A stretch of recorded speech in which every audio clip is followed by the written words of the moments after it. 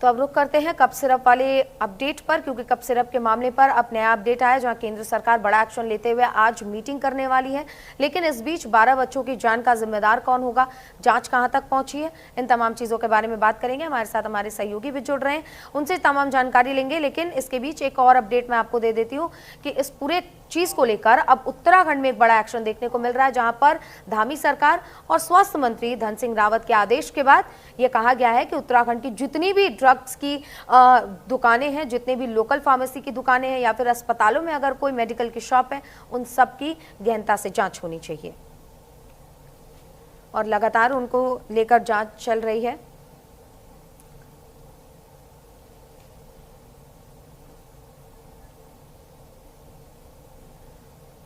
तो भरत हमारे साथ जुड़ गए हैं और रीना हमारे साथ जुड़ गई है। भरत, सबसे पहले आपके भरतपुर से हमारे साथ रीना जुड़ गई हैं, उनका रुख कर लेते हैं। और शैलेंद्र पराशर हमारे साथ जुड़ गए हैं भोपाल से। शैलेंद्र, सबसे पहले आपके पास, क्योंकि मध्य प्रदेश में अब एक बड़ा मुद्दा बन चुका है, जाहिर सी बात है वो छोटे बच्चे जिन्होंने कप सिरप अपनी तबियत को ठीक करने के लिए पिया था, वो आज अब इस दुनिया में नहीं है। सरकार की ओर से एक्शन लिया जा रहा है, लेकिन इस पूरी खबर पर क्या अपडेट?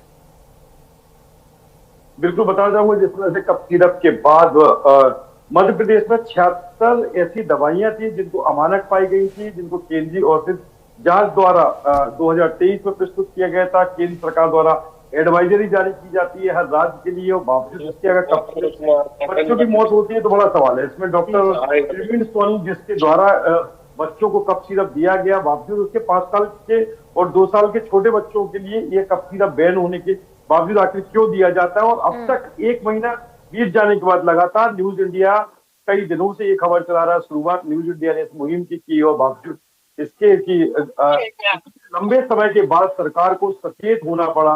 अब वर्तमान में देर शाम कल 4-4 लाख मुआवजे की घोषणा कर दी जाती है परिजनों को, क्योंकि आदिवासी बेल्ट है, वहां पर लोगों के पास खाने को अन्न नहीं होता है।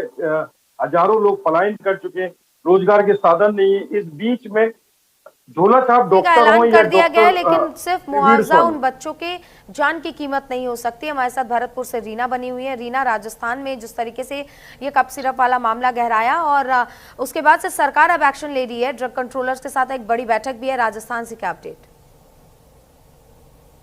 मैं भरतपुर की अपडेट ये है आज की, अभी थोड़ी देर पहले का ही मामला है कि सेवर के सिकलीगढ़ मोहल्ले से गरीब परिवारों के 4 बच्चों को आरबीएम में भर्ती कराया गया है और उनका भी वही मामला है कि उन्होंने कप सिरप ली थी। और जब पीएनसी और बीएनसी पे जाके बातें की तो डॉक्टरों का कहना है कि हम स्पष्ट बोल रहे हैं परिजनों को कि हम दवाई लिख तो रहे, लेना ना लेना, दवाई देना ना देना परिजनों की जिम्मेदारी होगी, हमारी नहीं। डॉक्टर जिम्मेदारी से बच रहे हैं, डॉक्टर भी अब जिम्मेदारी के साथ दवाइयां नहीं दे रहे हैं। गरीब परिवार अपने बच्चों को दिखाने कहाँ जाए, बहुत ये तो दोहरी चरित्र वाली बात हो गई रीना, कि डॉक्टर, हम दवाई डॉक्टर के पास इसलिए लेने जाते हैं क्योंकि वो पढ़े लिखे हैं, उन्होंने उसकी पढ़ाई की है। अगर डॉक्टर की हम दवाई नहीं लेंगे तो फिर आखिर किसके सजेशन की दवाई लेंगे? और आप दवाई लिख रहे हैं, उसके बाद आप सीनाजोरी भी कर रहे हैं कि आप अपनी जिम्मेदारी पर दवाई लीजिए। यही हो रहा है भरतपुर में इस समय पर कि डॉक्टर दवाई लिख तो रहे लेकिन जिम्मेदारी नहीं ले रहे कि आप दवाई लें या ना लें, वो परिजनों की जिम्मेदारी है, हमारी नहीं। और लगातार बच्चे बीमार हो रहे हैं। आज भी 4 बच्चे गरीब परिवारों के सिकलीगढ़ मोहल्ले के 4 बच्चे आरबीएम में भर्ती कराए गए और मामला वही था कि उन्होंने खांसी की दवाई ली थी। बहुत बुरा हाल है यहाँ पे। आरबीएम से लेके जयपुर के जेके लोन हॉस्पिटल तक बहुत बच्चे हैं जो जिंदगी और मौत की लड़ाई लड़ रहे हैं। ठीक है रीना, तो हमारे साथ जो दर्शक भी बने हुए, जरा आप समझने की कोशिश कीजिए कि आप डॉक्टर के पास दवाई लेने जाएं और डॉक्टर साफ इनकार कर दे कि हम दवाई लिख तो रहे हैं लेकिन आप अपनी मर्जी से लीजिएगा, मतलब आप दवाई खा के भी मरेंगे और ना खा के तो आपको इसका खामियाजा भुगतना ही है। और लगातार देखिए इसको लेकर एक्शन लिया जा रहा है, लेकिन सरकार को अब इस चीज को भी समझना होगा, प्रशासन को समझना होगा, स्वास्थ्य विभाग को समझना होगा कि ये आखिर डॉक्टर जो दवाई लिख रहे हैं इनकी जवाबदेही कौन तय करेगा। आखिर जो मरीज उनके पास जा रहे हैं वो डॉक्टर्स के प्रेस्क्राइब की हुई दवाई लेंगे। रीना, आप जरा ये भी बताइए कि वो जो बच्चे जो बीमार हैं उनके परिवार वालों का इस पर क्या कहना?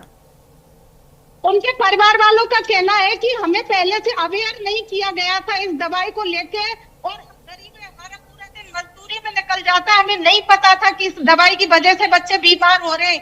जब हम हॉस्पिटल गए तब भी हमें नहीं बताया गया था और जब हमने दवाई दी हमारे बच्चे बीमार हो गए, उसके बाद से प्रशासन भी हमारी कोई मदद नहीं कर रहा है और कह रहे हैं कि आपके बच्चे के बीमार होने का कारण हमारी दवाई नहीं है। और हमें समझ नहीं आ रहा कहें अपना दुखड़ा, किसके सामने रोए।